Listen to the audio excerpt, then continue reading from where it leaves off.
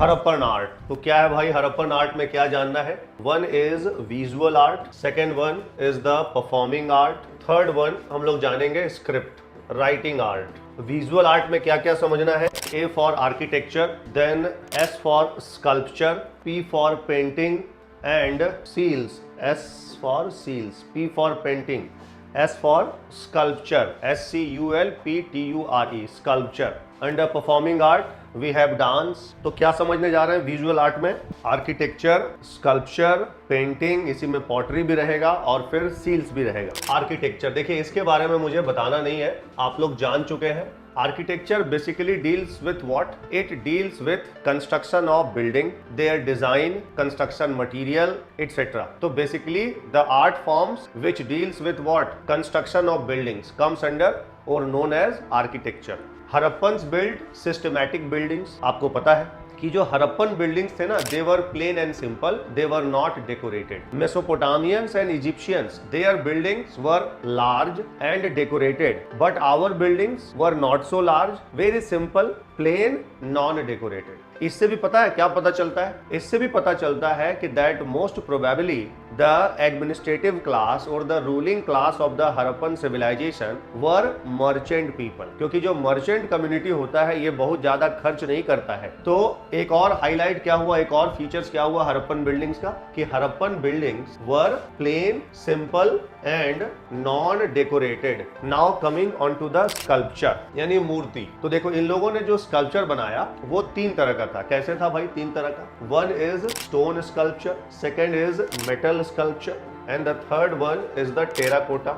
Metal का भी दो तरह से बना हुआ है, one bronze and the second copper. पहले हम लोग जरा इमेज देखते हैं कैसा था भाई। तो first stone sculpture, see this is what? This is the stone sculpture. इसको कुछ लोगों ने क्या नाम दिया है dear? The statue of a beard man, या फिर एक और नाम दिया है statue of a priest king. Statue of a beard man और statue of a priest king कहां से मिला है ये? तो ये मिला है मोहेनजोदारो से। मोहेनजोदारो किसका बना हुआ है? तो एक बड़ा ही सॉफ्ट स्टोन होता है, उसका नाम है स्टेटेटाइट। तो it was made of a soft stone known as, ये कॉल्ड स्टेटेटाइट। एक और आपको स्टोन का स्टैचू दिखा रहा हूं, ये किधर से मिला? ये वाला स्टोन स्टैचू हड़प्पा से मिला, हड़प्पा से मिला है। और कुछ लोगों ने इसको क्या बोला है कि statue of a dancing man found at Harappa. Statue of what? Dancing man found where? Harappa. वैसे ग्रे स्टोन का बना हुआ था ये। तो कुछ लोगों ने नाम दे दिया, अब ज्यादा इसमें दिमाग नहीं लगाना है कि सर ऐसा तो कुछ दिख नहीं रहा है, लेकिन कुछ लोगों ने बोला है कि ये डांसिंग मैन का स्टैचू है। तो स्टोन स्टैचू आपको बता दिया। Now coming on to the metal statue. Metal statue जो बना होता था डियर, वो किस टेक्निक के बेसिस पर बना होता था? तो metal statues they were made on the principle known as or on a system or a technique called lost wax system या technique. Metal statues were made through which technique? Lost wax technique. क्या होता है समझते हैं, ये technique क्या होता है? एक आपको वैक्स टाइप का मॉडल बनाना है, कुछ वैक्स जैसा एलिमेंट रहा होगा, उसका मॉडल आपने बना लिया, मतलब स्टैचू बना लिया। उसके बाद आपने उस पर एक लेयर अप्लाई किया। किसका लेयर अप्लाई करेंगे? क्ले का, वेट क्ले का लेयर अप्लाई कर दिया। But on the back side आपको एक होल छोड़ कर रखना है। होल आपने छोड़ दिया बैक साइड, अब इसको आपको सन में ड्राई कर देना है, यानी धूप में सुखा देना है। उसके बाद फिर क्या करना है? उसको अब आपको इसको फायर में बेक करना है, आग में पकाना है। अपर लेयर किसका है? क्ले का है। Clay will get heated, clay गर्म होगा और उसके कांटेक्ट में आएगा क्या? Wax. The wax will also get heated, और वैक्स जब हीट होगा उसका तो इट विल गेट मेल्ट, और वो पिघल जाएगा, मेल्ट हो जाएगा। और पीछे आपने होल छोड़ के रखा है, पीछे से आपने मेल्टेड पार्ट को निकाल दिया। नाउ सपोज करो कि आपको बनाना है अब ब्रॉन्ज का स्टैचू। तो आपने ब्रॉन्ज को मेल्ट किया फायर में, और मेल्टेड ब्रॉन्ज को पीछे से जो होल था उसके थ्रू डाल दिया। अब वो किसका शेप ले लेगा? शेप ले लेगा स्टैचू का। अब क्या करना है आपको इसके बाद? तो सिंपली जो क्ले का लेयर है उसको रिमूव कर देना है, and now your statue is ready. तो this was called lost wax technique, and many historians believe that they were the first across the world to make statues by following which technique? By following lost wax technique. This indicates that Harappans were very advanced in terms of metallurgy in their time. अपने time में metallurgy के field में वो काफी advance थे, ऐसा मानना है कुछ हिस्टोरियंस का। तो यस, ये देखिए, ये जो स्टैचू है, this statue is made of bronze ये ब्रॉन्ज का बना हुआ है और इसको ये कहां से मिला है, मोहनजोदारो से, और इसको कहते हैं ब्रॉन्ज डांसिंग गर्ल। इसका एंकल के नीचे वाला पोर्शन नहीं है। फिर इसका वन पोर्शन में क्या है, one hand is full of bangle, clear, one hand is full of bangle, ये न्यूड है। उसके बाद गले में इसके क्या है, तो नेकलेस है। हेयर कैसा है, हेयर इज ब्रेडेड, जुड़ेदार हेयर है, braided hair. One hand is full of bangles, wearing what, necklace, necklace भी पहनी हुई है। ठीक है डियर, कुछ लोगों ने तो यहां तक बोल दिया है कि this bronze dancing girl has been standing in tribhanga posture.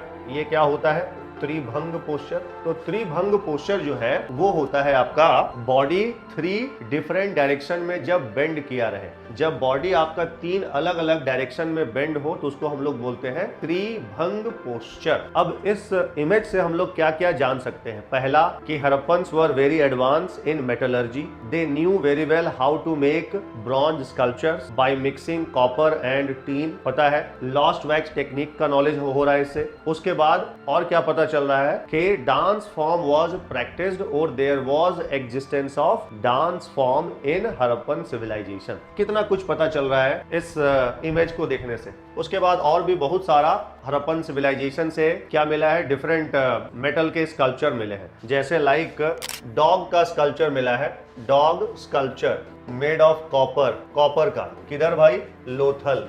हम लोगों ने 2 पॉइंट कवर कर लिया। नाउ द टेराकोटा फिगरेंस, देखिए ये है terracotta. Most of the terracotta figurines remember और statues belongs to animal and in human beings mother goddess या फीमेल। अब आप ये टेराकोटा इमेज को जो देख रहे हैं इससे ये पता चल रहा है कि भाई ये सोफिस्टिकेटेड आर्ट फॉर्म तो नहीं है। तो the terracotta images, terracotta figurines are not an example of sophisticated art forms but they lay deep insight into the cultural life of the Harappan people. तो यानी टेराकोटा इमेज को देखने से हमको हड़प्पन्स के कल्चरल लाइफ के बारे में बहुत कुछ पता चलता है। ऑल्दो आर्ट फॉर्म में ये सोफिस्टिकेटेड आर्ट फॉर्म का एग्जाम्पल नहीं है।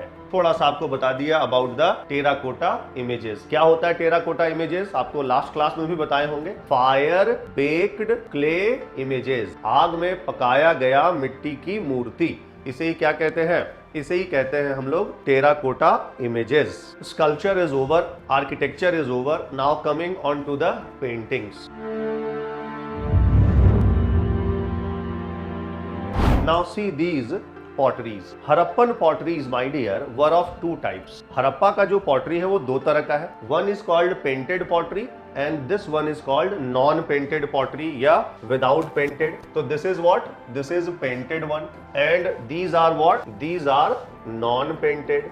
यानी यहां से एक पॉइंट निकला कि from where we are getting information about Harappan painting. Answer is through pottery. कहां से हमको पता चल रहा है हड़प्पन पेंटिंग्स के बारे में, तो आंसर इज पॉटरी। तो evidence of Harappan painting are found on the potteries. और यहीं से आपको एक और पॉइंट पता चल गया कि Harappan potteries were of 2 type, painted and non painted. और पेंटिंग का भी एविडेंस यहीं से पता चला। अब किस कलर में ये लोग इमेज ड्रॉ करते थे, तो they used black colour to draw the images. See here we have the black color to draw the images. And what were the themes? Themes क्या था भाई, तो इनका जो themes था वो था geometric symbols, flora and fauna, etc. Paintings के बारे में भी नॉलेज हम लोगों ने ले लिया। अब आते हैं the best artistic creation of the Harappans. And what is that, ये है best artistic creation of the Harappans. क्या है ये, तो आंसर है seal. Best artistic creation of the Harappan is what, is the Harappan seals. अब देखिए Harappan seals were made of different elements. किसका किसका बना था भाई, कॉपर का बना था, ब्रॉन्ज का बना था, वेरियस स्टोन्स का बना था, बट मेनली किसका बना होता था, तो एक सॉफ्ट स्टोन था and that soft stone was none other than steatite. तो Harappan seals were mainly made of steatite. और स्टेटेटाइट क्या है, a soft stone. Most of the Harappan seals are of which shape which size, तो इनका जो main shape और size था वो था square. They were mainly square in shape, याद रखिएगा, नॉट रेक्टेंगुलर। रेक्टेंगुलर में भी है लेकिन मेनली किस शेप में था, तो ऑलवेज रिमेंबर कि most of the Harappan seals are in which shape, तो are in square shape, not in rectangular. Remember this. इसका यूज क्या होता था और इस पे क्या साइन आपको दिख रहा है, तो याद रखेंगे कि evidence of Harappan script are mainly found on the Harappan seals. तो स्क्रिप्ट का, हड़प्पन स्क्रिप्ट का एविडेंस कहां से मिला है मेनली, तो evidence of Harappan scripts are mainly found on the Harappan seals. Harappan seals पे हम लोग को हड़प्पन स्क्रिप्ट का एविडेंस मिला है। अब एक क्वेश्चन और आपके दिमाग में आ रहा होगा, what was the use of these seals, तो आंसर है कि these seals were mainly used in trade and commerce. Trade and commerce में इसका यूज होता था, but not in terms of what, money. तो फिर किस फॉर्म में यूज होगा, तो in order to identify the goods. Suppose करो आपने अपना एक गुड्स भेजा, कहां, एक कंसाइनमेंट भेजा गुड्स का, किधर, मेसोपोटामिया में। अब ये आपका गुड है या किसी दूसरे का गुड्स है, कैसे पता चलेगा, तो जिस बैग में, जिस बोरी में आपने अपना गुड्स भेजा है उसी में आप अपना एक सील भी डाल देंगे, उसमें इंस्क्रिप्शन भी लिखा हुआ है, तो उस इंस्क्रिप्शन के बेसिस पर आइडेंटिफाई हो जाता था या हो जाता होगा कि ये जो बैग है ये किसका है। तो basically what was the use of seal, तो it was used in trade and commerce.